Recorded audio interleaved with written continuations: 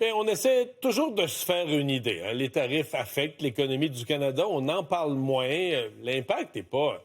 Ça n'a pas détruit l'économie du Canada, mais allez parler aux gens de la Côte-Nord, du lac Saint-Jean, dans les scieries, dans plusieurs... Il y a eu des fermetures d'entreprises dans plusieurs secteurs. Les tarifs causent quand même des dommages à l'économie. Puis, évidemment, là, on anticipe ce qui s'en vient avec la CEUM. Ça pourrait être pire. Je pense que si la CEUM tombe complètement, là, on parle d'une récession, de problèmes économiques importants pour le Canada. Là, il se passe plein de choses. Donc, regardons ce qui s'est passé juste dans les dernières 24 heures en lien avec ces tarifs. D'abord, il y avait un vote au Congrès américain. Un vote qui est un peu symbolique parce que, pour l'instant, c'est pas le Congrès qui décide. Trump a décidé lui-même d'imposer des tarifs. Est-ce qu'il avait le pouvoir de le faire? Ça, c'est la Cour suprême qui va en décider, puis cette décision-là est repoussée tout le temps. Et au Congrès, le vote qui s'est pris, même si les républicains sont majoritaires, il y a des républicains qui ont voté avec les démocrates contre les tarifs imposés au Canada. Donc, 219 ont voté en faveur d'une résolution pour éliminer ces tarifs. 211 ont voté contre. Donc, en théorie, la Chambre des représentants a voté en majorité pour éliminer les tarifs imposés au Canada. Donc, je vous dis, c'est un vote qui n'est pas exécutoire. Les tarifs ne sont pas tombés cette nuit. Alors, on va parler un peu plus tard, d'ailleurs, avec un spécialiste des scénarios de qu'est-ce qui pourrait arriver avec ces tarifs. Dès que ce vote-là a été pris, là, vous comprenez bien, quand des républicains, il y a 6 républicains qui sont allés voter avec les démocrates, Trump n'était pas content. Alors, immédiatement sur ses réseaux sociaux, le Canada profite depuis de nombreuses années des États-Unis en matière commerciale, en fait. Toute la planète abuse des États-Unis, il l'a déjà dit, mais le Canada en particulier profite des États-Unis en matière commerciale. Il ajoute, tout républicain, a dit d'ailleurs qu'on était le Canada un des pires partenaires qu'un pays pouvait pas avoir. Tout républicain à la Chambre ou au Sénat qui vote contre les tarifs en paiera le prix lors des élections, y compris lors des primaires. Donc, menace à ceux qui n'ont pas voté dans le sens qu'ils voulaient. En parallèle, donc, cette nouvelle-là, mettez-la de côté. En parallèle, c'est une autre nouvelle des dernières heures. C'est Bloomberg qui l'a sorti hier. Elle a fait le tour ensuite des médias économiques, surtout au Canada anglais. La rumeur que des gens proches de la Maison-Blanche ont dit qu'il y avait un plan pour que Trump se retire de la CEUM, voudrait se retirer.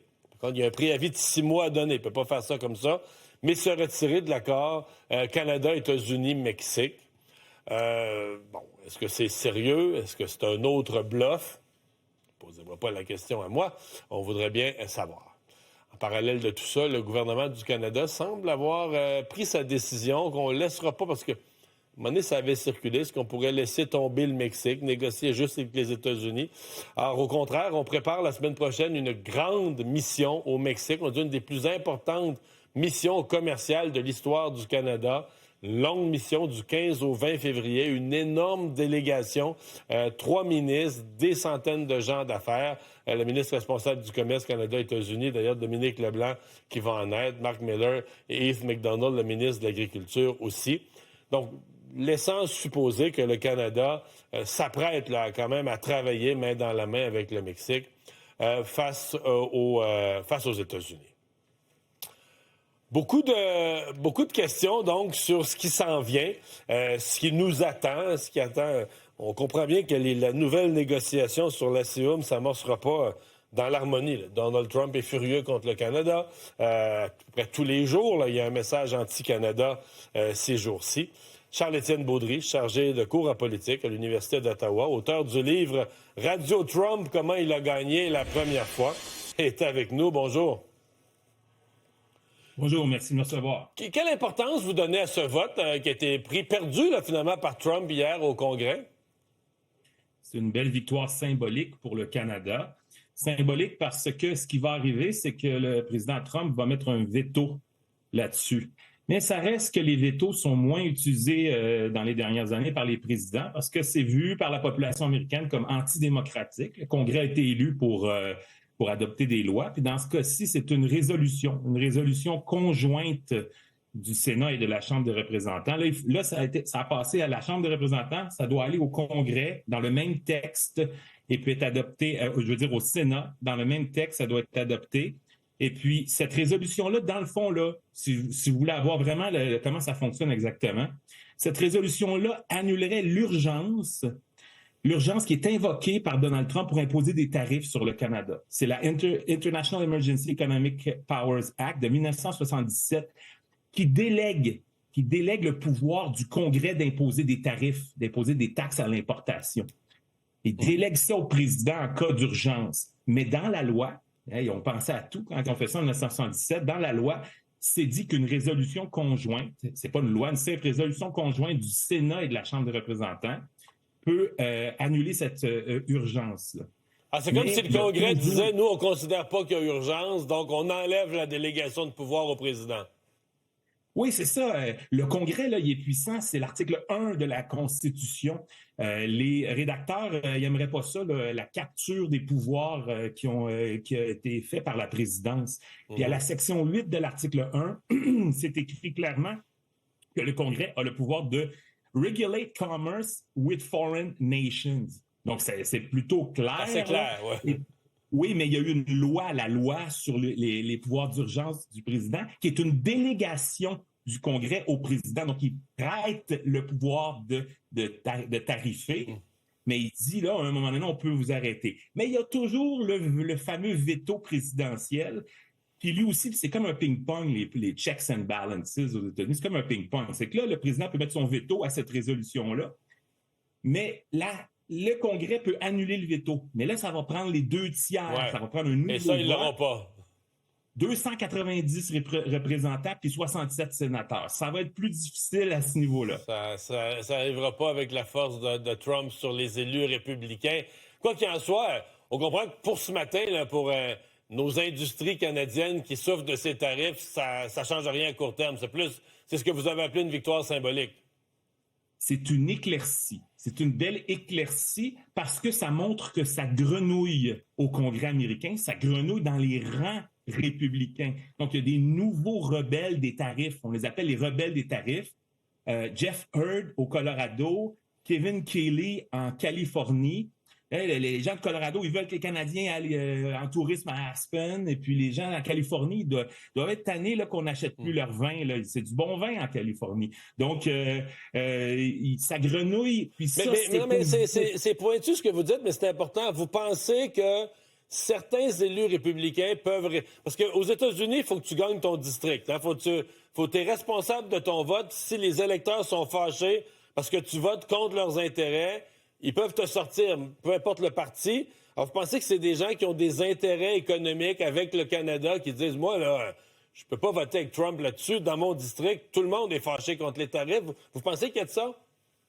C'est le calcul qui est fait. Donc, les représentants à la Chambre sont à coquiner, le lobbying est roi là-bas, sont à coquiner avec les chefs d'entreprise. Les chefs d'entreprise emploient tout le monde dans le district, etc.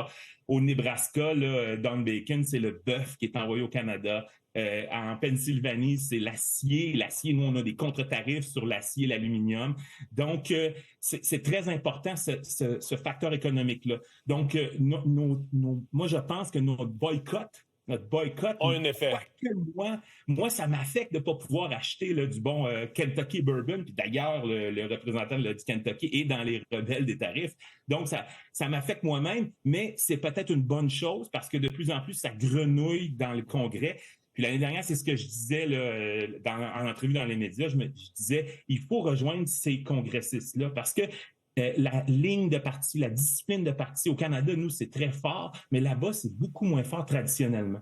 Ce que le Trumpisme a essayé de faire, c'est de créer une discipline de parti, puis on le voit dans ces menaces, on va vous envoyer des gens contre vous dans vos primaires, puis etc.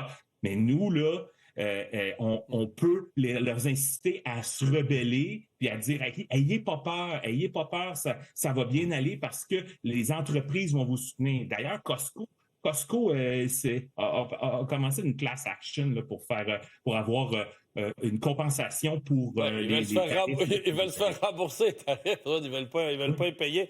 Bon, l'histoire de Bloomberg, là, que Trump manœuvrerait ou serait intéressé à manœuvrer pour se retirer discrètement de la CEUM. J'entends les deux points de vue. Il y a des gens qui disent là, c'est encore un bluff, puis à la veille de la renégociation, il veut faire circuler l'idée qu'il pourrait s'en tirer. Comment vous voyez ça? Une vérité, un bluff? Bien, évidemment, c'est la technique habituelle, donc de mettre le revolver sur la table. Là. Donc, c'est sa technique avec toujours de négociation. On la connaît. Donc, gardons le cap.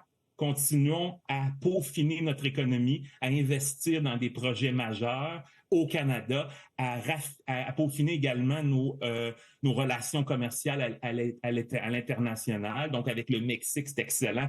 Avec l'Union européenne, c'est excellent. Avec la Chine, avec un peu plus de préceptes, mais c'est bon quand même parce que ça montre notre indépendance. C'est ça qui était le problème dans les dernières décennies. C'est une trop grande dépendance économique à l'exportation envers les États-Unis. Donc, nous, de notre côté, dans une négociation, c'est le meilleur qu'on peut faire, c'est de se renforcer nous-mêmes pour arriver fort à la négociation.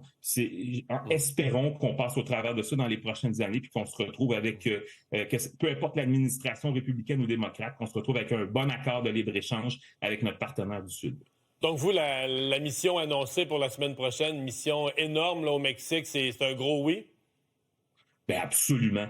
Puis d'ailleurs, il y a des travailleurs étrangers temporaires qui viennent récolter nos fruits et légumes là, l'été. Là, on devrait très bien les traiter. On devrait faire attention de très bien les traiter pour montrer au Mexique là, qu'on est un bon partenaire. Puis on devrait commencer à réfléchir à des corridors maritimes entre nos ports, le port de Montréal, le port de Vancouver, puis les ports au Mexique.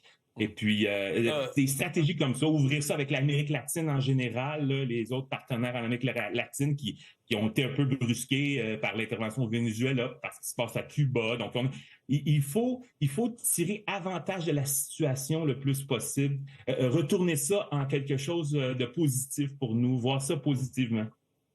D'ailleurs, c'est un pays que peut-être au Canada, on sous-estime ou on évalue mal le Mexique. Là, parce que c'est bien le fun, Cancun, Acapulco.